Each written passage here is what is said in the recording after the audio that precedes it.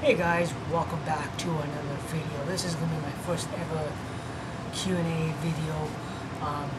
Two of one of you guys asked a question and another one made a comment about Xbox.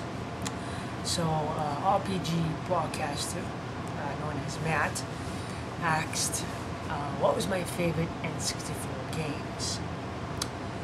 That's actually a good question because there's quite a bit of N64 games out there that people loved and enjoyed, and I picked a few here for genres, and I thought these were the best ones to give you guys the answers. So platforming game obviously goes to this one, Super Mario 64. Even though this was the launch title for it, this game did so much for Super Mario and for platforming in general. This really took advantage of the actual joystick of the N64, and you can tiptoe, run them any way you want, and this was an awesome platforming game. So this is probably the best platforming game out there. But definitely, it's a very good platforming game, so definitely check this game out if you have a chance. Now, for the most violent game ever made, and who would have thought a character off of Diddy Kong Racing would get his own video game? Well, that goes to Conker's Bad Fur Day. Now, lucky for me, I paid $100 with this, complete in the box, with the game guide at next level. So that was awesome. The cartridge itself went up tenfold. It's like 130 to 150, give or take. But when this game came out, obviously I was not old enough to get this game. My mom would not let me rent this game. But a lot of good things came out of Conker's Bad Fur Day. I obviously have it in my collection. I have not had a chance to play this game yet. But as far as mature-wise, the most mature game ever, with not just the language, the foul language, and the joke and all that, but just, it's unbelievable. This is a one-of-a-kind game, and this game, as soon as it gets traded in, this game is like way off the shelf. So a lot of people, I don't want to say it's the rarest game ever, but it is getting up in price, and it's kind of like hard to find. So as soon as you find it, pick it up, because it does not last long. So that's Conker's Bad Fur Day, the most mature game, in my opinion, ever made for the Nintendo 64. Now for first-person shooting. Now, in my opinion, if it was for this game, I don't think we would have first-person shooters on PS3 or PS4. This game definitely took the first-person shooter to a whole new level. And that is GoldenEye 007. This game, in my opinion, what's the word I'm looking for? Anyway, this game, in my opinion, put first-person shooting on the map. It totally revolutionized the first-person shooting, in my opinion, and just had a blast. If you have an N64, and if you're looking for an awesome game, GoldenEye is definitely the best game ever for first-person shooters. I know someone made a comment about Wolfenstein 3D. Wolfenstein 3D was the very first first-person shooter, but I'm talking about revolutionized, and GoldenEye definitely did that. So if it wasn't for GoldenEye, I don't think there'd be any Call of Duty games or any of the other first-person shooting games that we have on this generation and this generation.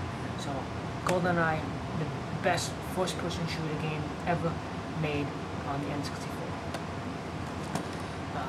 Followed by Perfect Dark, another good game for first-person shooting, but it's very good. It's definitely, if you like first-person shooters, GoldenEye or Perfect Dark should be satisfied. Now, I picked this racing game up, and I thought this game was pretty awesome, and that is Wave Race 64.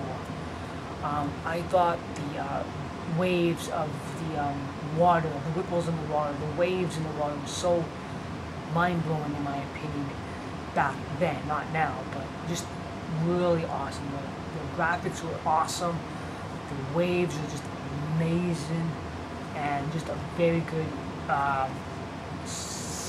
jet skiing racing game. So this is Wave Race, and just awesome, just an awesome game. I really enjoyed it. Definitely check out my thoughts on it. It's Wave Race 64. And last but not least, now this game right here, it's a horror game. So it's a survival horror game, and this was the biggest cartridge that the N64 has ever made, and that is Resident Evil 2. This one definitely gives me the, freaks me out even till this day, especially when you are playing with surround sound. The room is pitch black, and someone just jumps out, you need to. So this one definitely gets it for survival horror games. If you have N64, Resident Evil 2 must have. So definitely check that game out. And for the person who asked if I have an Xbox 360, unfortunately, no, I don't. I've heard bad things on YouTube about the Red Ring of Death. I heard when you phone into Microsoft, you're not getting very good customer service. Also, somebody actually stood up their Xbox, and by the way, do not ever don't ever stand your 360 up, because that red ring, you'll pretty much get an imprint of the ring on your disc, and you will not be able to get that out, no matter what. A guy came in to Next Level, and he had it standing up, and he wrecked one of his rings, and the ring was still there even after he cleaned it. So,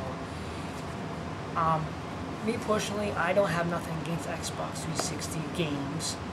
I'm pretty sure there's Gears of War now, Dead or Alive 4, a whole bunch of good Xbox games, but in my opinion, I just heard too much horror stories about Xbox 360, and that is the reason why I never picked myself an Xbox 360.